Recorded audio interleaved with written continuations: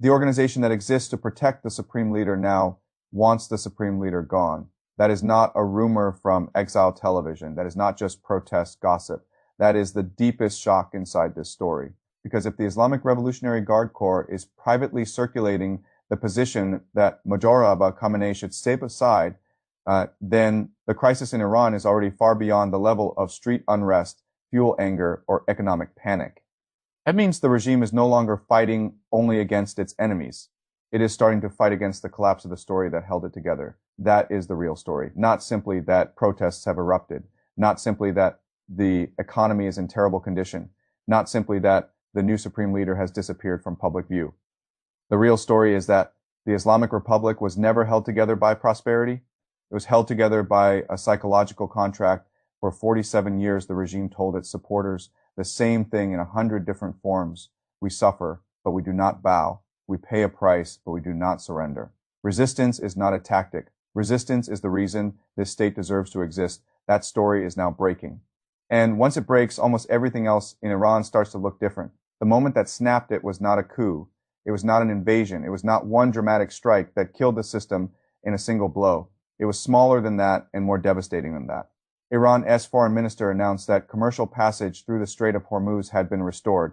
No clear deal, no visible concession in return, no public guarantee, no compensating victory. Iran simply gave back the one card the regime had spent years teaching its people to treat as the last real pressure point against the United States.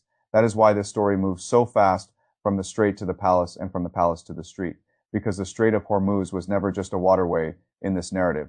It was leverage. It was proof that even under sanctions, under pressure, under attack, Iran still possessed something the world had to respect. Oil prices moved when Iran moved. Markets watched Tehran. Washington had to care what happened at the mouth of the Gulf. That was the message. As long as the regime could still squeeze the global system, it could still tell its own people that endurance meant something. Then that card was handed back in a social media post. And inside Iran, the reaction was volcanic. The regime's crisis did not begin with the protesters. It began with humiliation inside the power structure itself. Hardliners saw weakness. The Guard saw leverage discarded. Parliamentarians saw the regime misrepresented on the world stage. The public saw that years of sanctions, sacrifice, isolation, rationing slogans, and pain had not built toward a position of strength. They had built toward a retreat. The state could not even frame as a victory. That is when the three wars inside Iran ignited. The first war is the war between the civilian facade and the military state beneath it. This has been building for years. But in this crisis, it has become impossible to hide President Pezeshkian may hold office, but he does not appear to hold decisive power. The source text describes a system in which even cabinet choices are constrained, public gestures are reversed, and the elected presidency is openly contradicted by unelected commanders. That is not normal authoritarianism. That is not a hard state with an unruly military wing. That is the military wing consuming the state in real time while leaving the outer shell in place for appearances. The clearest sign is the committee now running the country by default. Vahedi, Zolgadar, Mohsen, Rezaieh, none of them elected, none of them clerics, all of them shaped by war, security logic, proxy building, and confrontation. That is the point. Iran is no longer being governed primarily through the constitutional language it uses to describe itself. It is being governed through emergency military logic by men who were built for resistance, not for compromise, and certainly not for visible concession. That matters because once the military side of the state steps forward like this, the civilian side stops being a governing force and becomes a transmission belt. It still speaks, it still signs, it still appears, but it no longer decides. The second war is the war between the Guard and the clergy. This one may matter even more because it cuts straight into the legitimacy structure of the Islamic Republic. The state was built on a theological claim rule by the jurist-clerical authority as the justification for political authority. Every crackdown, every war, every act of suppression, every sacrifice imposed on ordinary people was justified by that framework. The Republic was not only Islamic in symbolism, it was supposed to be Islamic in the location of authority. Now, the clerics are watching a military committee govern in their name. That is not a small institutional shift. That is the entire system turning inside out, because if Iran can continue, however shakily, under a security committee with clerics pushed to the margins, then the hardest question begins to surface inside the elite itself. Was the theological part of the system ever the real foundation, or was it always a legitimizing wrapper around a security state that has now decided it can do without the wrapper?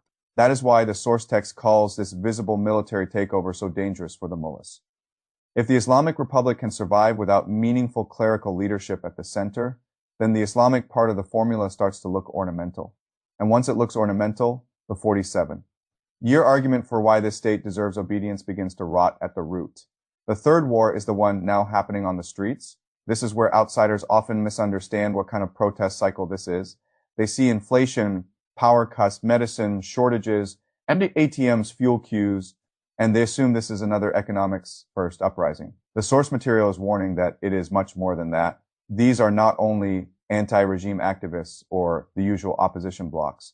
Many of the people now enraged were once the regime's own human foundation, families that endured war, communities that swallowed sanctions, people who believed the state as promise, that suffering had a strategic and moral meaning, that belief is fraying, and once the core base starts to feel cheated, protests become much more dangerous than opposition unrest. Opposition unrest can be denounced, it can be isolated, it can be called foreign-backed, secular, disloyal, westernized, corrupt, or detached from the nation, es real soul.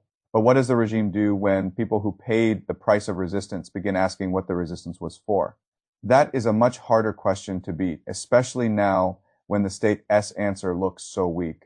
The resistance economy has been exposed as slogan more than solution.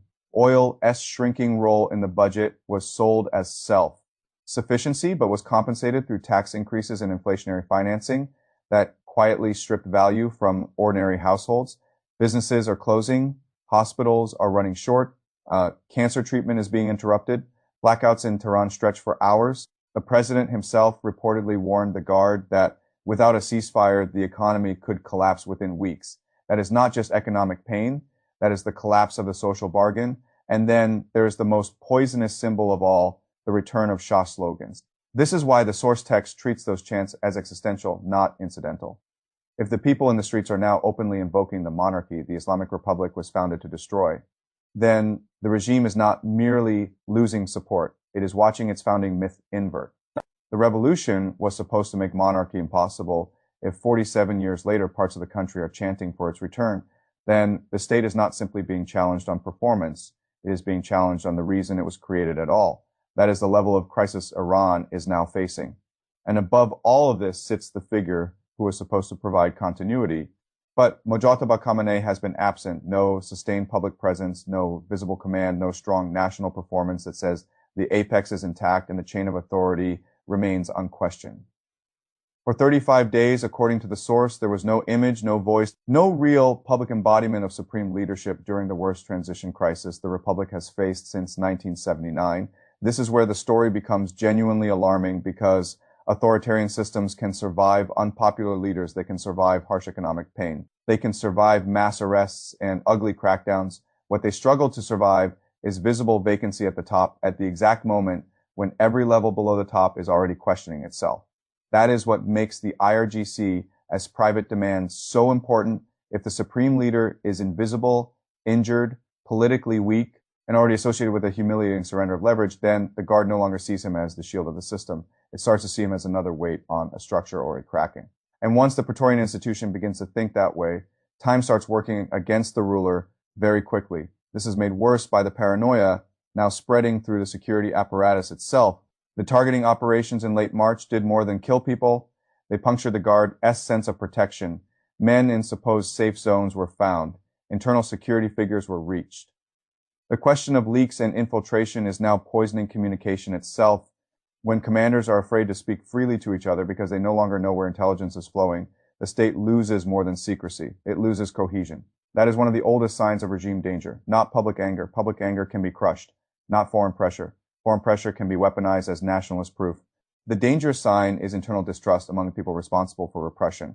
The moment when the men with guns start asking whether the chain above them is still credible, whether the man at the top is still useful, whether the story they're enforcing is still believed by anyone, including themselves, that is when systems begin to hollow out. The source text makes an important comparison here, and it is the right one. Regimes often do not end in one cinematic explosion. They end in the gradual withdrawal of belief, the party secretary who stops defending the line, the officer who stops trusting the command, the cleric who stops believing the theology still governs reality, the loyalist who still attends the rally but no longer believes the slogan, the repressive institution that still exists, still patrols, still arrests, still issues threats, but underneath all of that has started to calculate survival rather than obedience. That is how systems move into freefall before the visible crash. So what is happening in Iran right now, not a simple coup, not a clean revolution, not merely an economic protest wave, not only a leadership disappearance. What is happening is that the three pillars that kept the Islamic Republic coherent are all being shaken at once. The military pillar is split between protection and succession. The clerical pillar is watching itself displaced. The social pillar is no longer convinced the suffering was worth it. That is why the story feels so unstable, because this is not a single problem regime crisis. It is a layered legitimacy collapse. And layered collapses are the hardest to stop because there is no single repair. The state cannot simply restore the economy and solve the Garda succession anxiety. It cannot simply produce a healthier supreme leader and mystify the resistance narrative. It cannot simply repress the street and also convince the mullahs they still govern. Every fix in one layer reveals weakness in another. That is why this moment is so serious. Iran can survive poverty. It has before. It can survive sanctions. It has before. It can survive war. It has before. But a regime like this cannot survive indefinitely once the people who protect it, justify it, and endure for it all begin to doubt the same story at the same time. And that is the sentence I would leave you with. A regime can survive hardship. It can survive enemies. It can even survive humiliation. But once its own guardians stop believing the reason it exists, the collapse has already begun. The only question then is whether the ceremony comes soon or whether the shell keeps standing a little longer after the inside has already given way.